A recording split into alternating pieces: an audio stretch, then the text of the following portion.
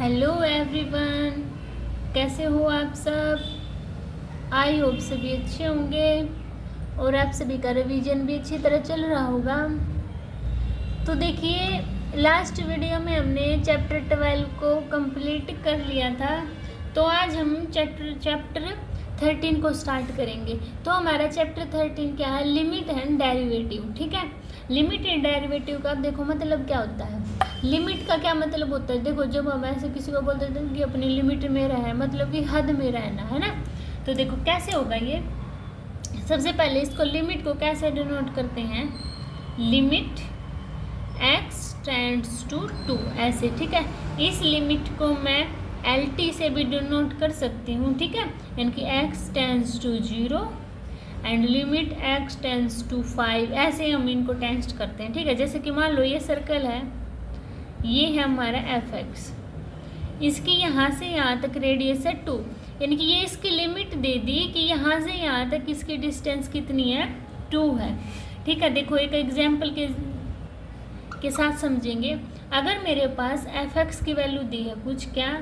x tends to 2 and x के, इसका मतलब क्या होता है कि x की वैल्यू मैंने 2 पुट करनी है। तो करना 2 का स्केयर, तो कितना आया मेरा? 4 आंसर आ गया। ठीक है, जैसे कि एक और एग्जांपल लेती हूँ मैं। देखो एक बार, अगर मेरे पास fx दिया है इक्वल कि इसके दिया लिमिट x टेंड्स टू 3 और मेरे पास दिया x square minus 9 upon x minus 3, ये दे दिया। अब इसका सॉल्यूशन निकालने के लिए बोला, तो आप बोलोगे जी ये तो बहुत ईजी है, मैं n की वैल्यू पुट x की वैल्यू पुट करके निकाल दूंगा। निकालना एक बार, 3 का स्केयर 9 माइनस 9 अपॉन 3 माइनस 3, ये तो 0 अपॉन 0 आ गया। इसमें देखो, अगर हमारे केस में 0 अपॉन 0 आ जाता है तो क्या वो कैंसिल होता है, क्योंकि हमें इसकी कुछ वैल्यू तो निकालनी होती है ना कि किस लिमिट तक होगा वो। तो हम देखो इसको कैसे फाइंड आउट करते हैं। x स्केयर माइनस 9 को मैं लिखना एक बार, limit x tends to 3, x square minus 9 को x स्केयर माइनस 3 का होल स्केयर लिख सकती हूँ ना, a square minus b square, और नीचे क्या है मेरा? x minus 3। अब देखना, limit x tends to 3, x square minus 3 square का क्या बनेगा? x minus 3 x plus 3 upon x minus 3, ये आ गया। अब इससे ये कैंसिल आउट, तो क्या बचा मेरे पास? Limit x tends to 3 x plus 3, ये आ गया मेरे पास। अब इसमें x की वैल्यू पुट कर लो, तो 3 प्लस 3 इज इक्वल टू 6, ये मेरी वैल्यू आ गई। समझ गए सभी? ऐसे आपको ये लिमिट फाइंड आउट करनी है। अभी चले नेक्स्ट क्वेश्चन पर।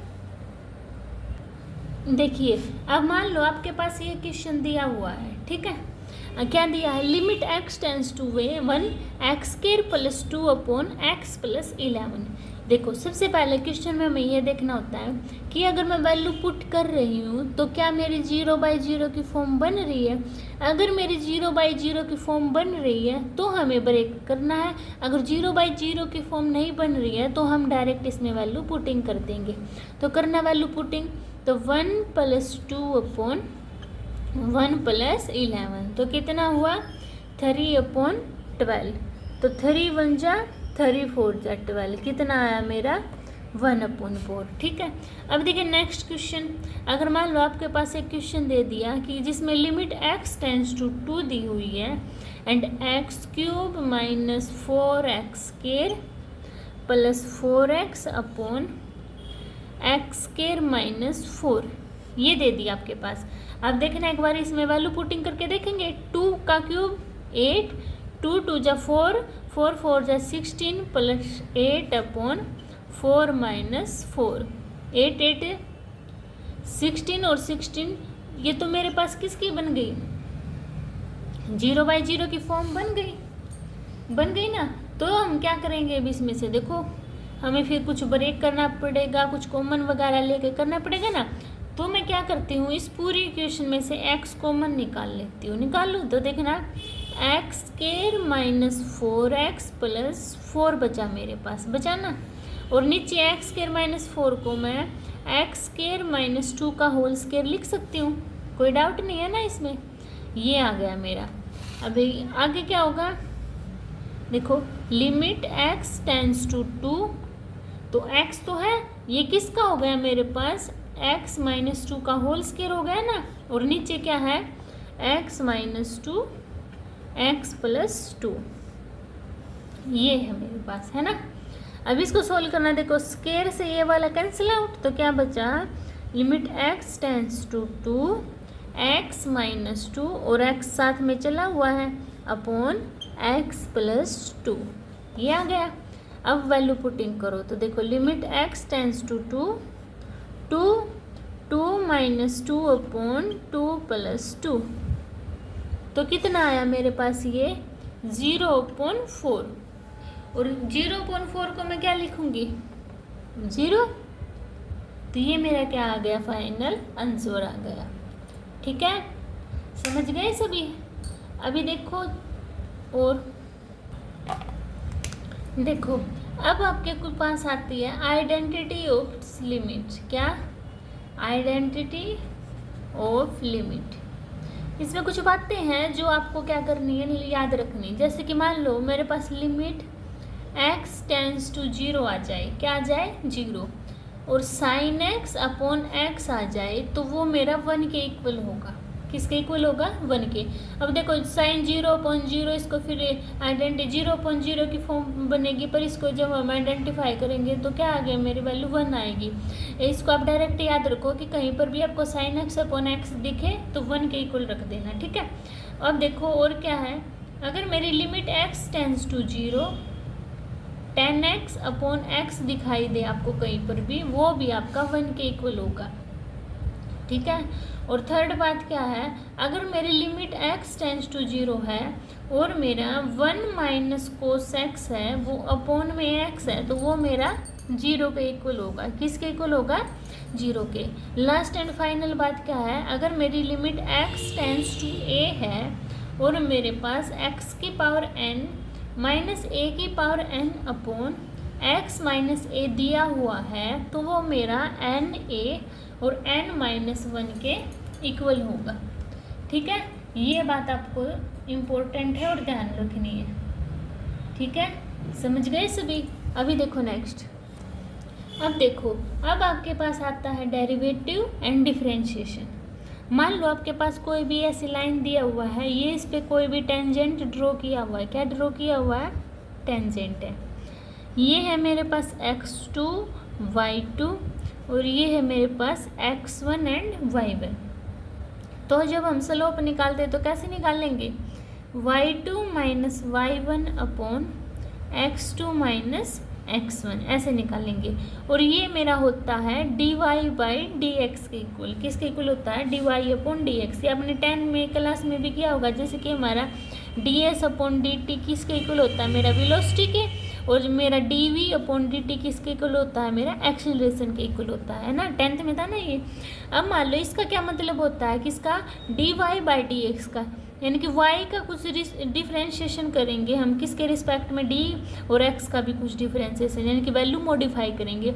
इसको हम del y upon del x से भी रिप्रेजेंट कर सकते हैं और इसको हम y डैश से भी रिप्रेजेंट कर सकते हैं, ठीक है। और इसको हम क्या लिखते हैं, डेरिवेटिव ऑफ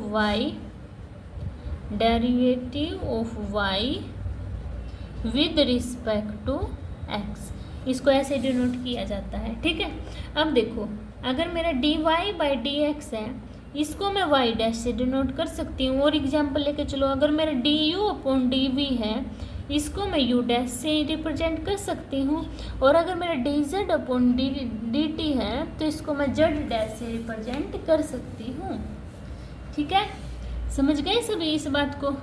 अब देखो कुछ और इम्पोर्टेंट बातें, जैसे कि मान लो मेरे पास y दे दिया मेरा x स्क्वायर प्लस 2x के इक्वल, ठीक है। अब इसका मुझे डिफ्रेंशिएशन करना है विद रिस्पेक्ट टू x। किसके, विद रिस्पेक्ट टू एक्स। तो इसका कैसे फाइंड आउट करते हैं, मान लो जो जैसे कि मेरा y इक्वल टू एक्स की पावर n है, तो इसका डिफ्रेंशिएशन करें, क्या करेंगे, ये पावर आगे और x और n है ना, n में से 1 माइनस हो जाता है, क्या हो जाता है 1 माइनस। जैसे कि अब इसका करेंगे एक्स स्क्वायर का 2 आगे और x, अब 2 में से 1 माइनस करेंगे तो 1 ही बचेगा ना, यानी कि 2x। अब 2x का क्या होगा, डायरेक्ट 2 हो जाएगा।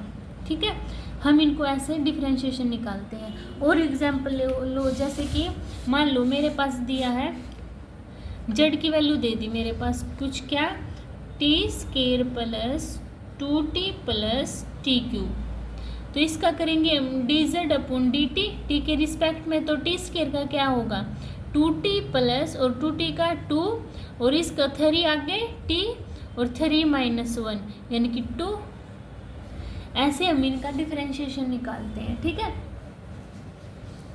समझ गए सभी,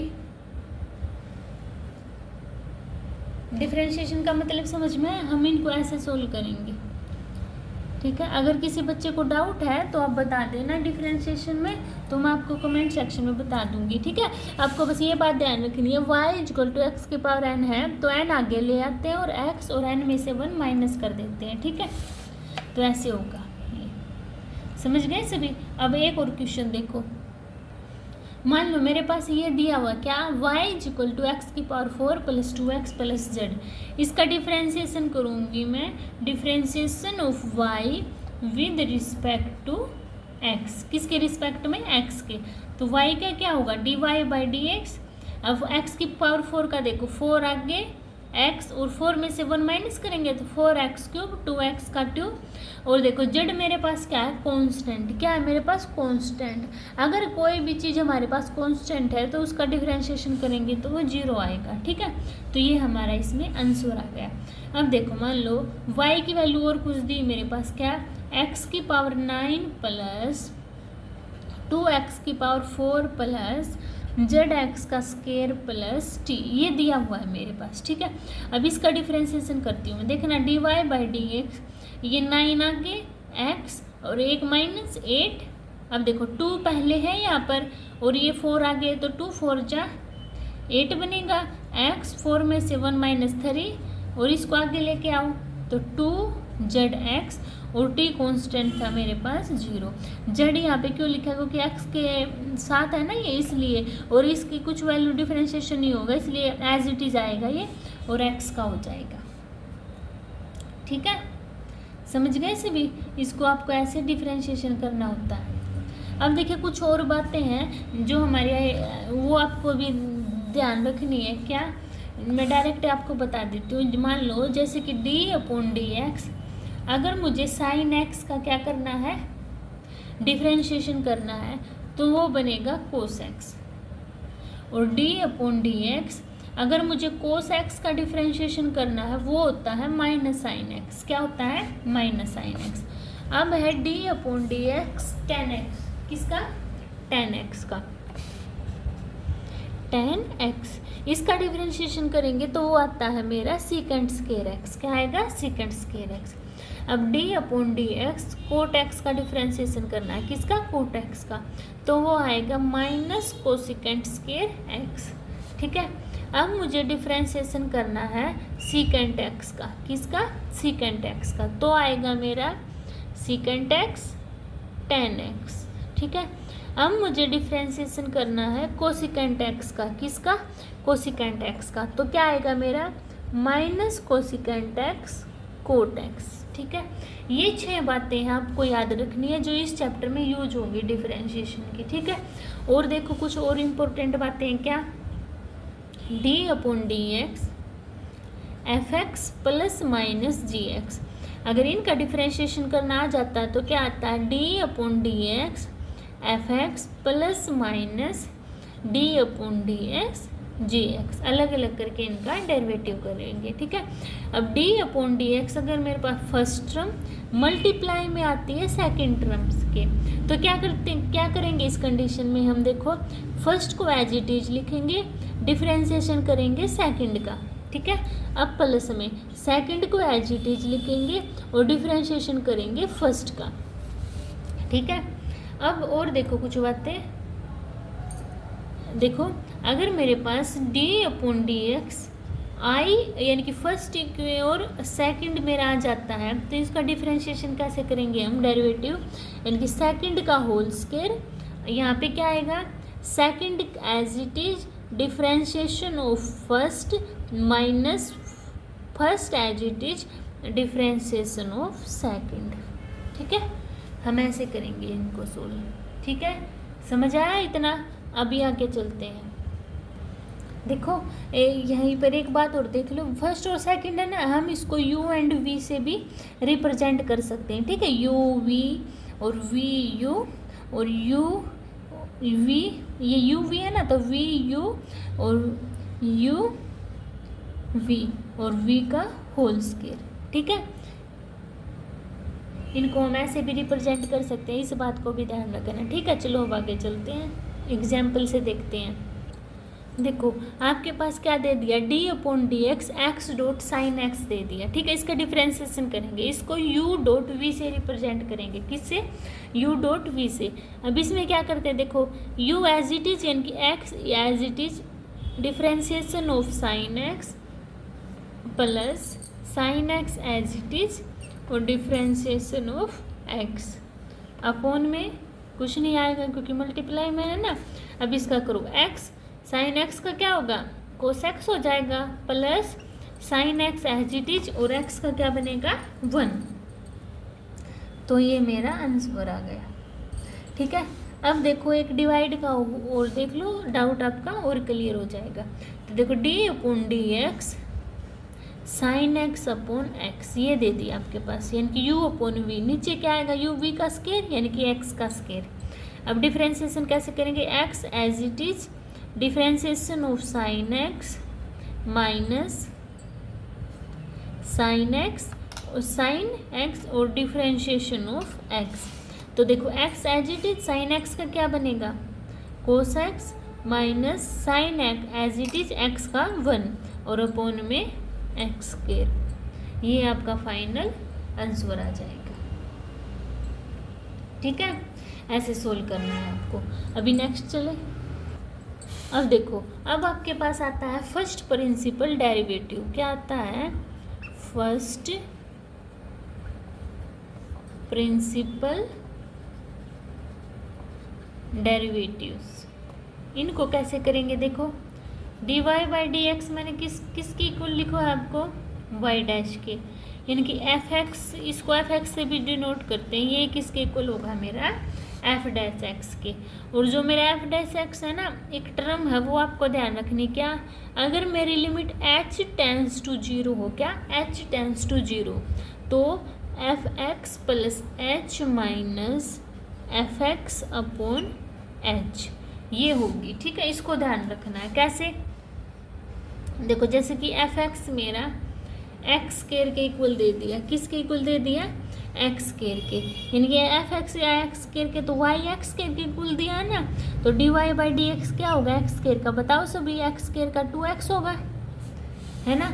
अब देखो तो और क्या करती हूँ मैं, अगर मेरा एफ एक्स एक्स स्क्वायर के इक्वल है तो एक्स की वैल्यू 1 पुट करती हूँ तो 1, एफ की वैल्यू 2 पुट करना तो 4, एफ की वैल्यू 3 पुट करना के तो कितना आएगा 9, यही आएगा ना। क्या किया मैंने, जो f x is equal to x के रहे इसमें 1 एंड 2 एंड 3 वैल्यू पुटिंग की है, डिफ्रेंशिएशन निकाल दिया, यानी कि ये किसके इक्वल है, मेरे एफ डैश एक्स के। और देखो अगर मैं अब F x x plus H निकालती हूँ, यानी कि एक्स की जगह एक्स प्लस एच रखना है, तो क्या आएगा, एक्स प्लस एच का होल स्क्वायर, ये आएगा ना। अब पुटिंग करना, क्या f dash x is equal to limit h tends to 0 x plus h का whole square minus f x की वैल्यू क्या है, एक्स स्क्वायर अपॉन एच, यही आएगा ना। अब इसको सोल्व करो तो देखो limit x tends h tends to 0, इसको ओपन करेंगे तो x square plus h square plus 2hx minus x square upon h, x square से एक्स स्क्वायर कैंसिल आउट ना, तो देखो मेरे पास क्या बचा, एच स्क्वायर प्लस क्या बचा मेरे पास, लिखो H square plus 2hx upon H, ये बच गया ना। ये सभी यहाँ तक नोट कर लिया। अब देखो ये बचा है मेरे पास, और साथ में क्या है, लिमिट h टेंस टू 0, इसमें से h कॉमन निकाल लो, ये लिमिट आपको साथ में लेके चलनी है। h कॉमन निकाला तो h plus 2x upon h आया, h से h कैंसिल आउट, तो क्या बचा मेरा, लिमिट h टेंस टू 0 है, तो क्या बचा है, limit h tends to 0 h plus 2x, यानी कि इसका मतलब क्या होता है, h की वैल्यू 0 पुट करो तो 0 प्लस 2x, यही होता है ना। तो क्या आया मेरा आंसर, 2x आ गया। समझ आया, जो मैंने किया था ना डिवाइड बाई डी एक्स से, एक्स स्क्वायर की वैल्यू की थी तो 2x आया था ना, उसी के इक्वल आया। ठीक है, बस ये फॉर्मूला है, इस तरीके से हमें ये क्वेश्चन करनी है। ठीक है, तो ये था हमारा इस चैप्टर का इंट्रोडक्शन। आई होप आपको समझ आया होगा। अगर नहीं आया है तो एक बार फिर दोबारा से वीडियो देखना, क्योंकि पूरी की पूरी जो अब हमारा चैप्टर आएगा, एक्सरसाइज आएंगी, इस इंट्रोडक्शन बेस्ड ही है। ठीक है, अगर आपको ये समझ आ गया तो आपको चैप्टर भी इजीली समझ आ जाएगा। ठीक है, तो मिलते हैं नेक्स्ट वीडियो में, तब तक के लिए बाय बाय।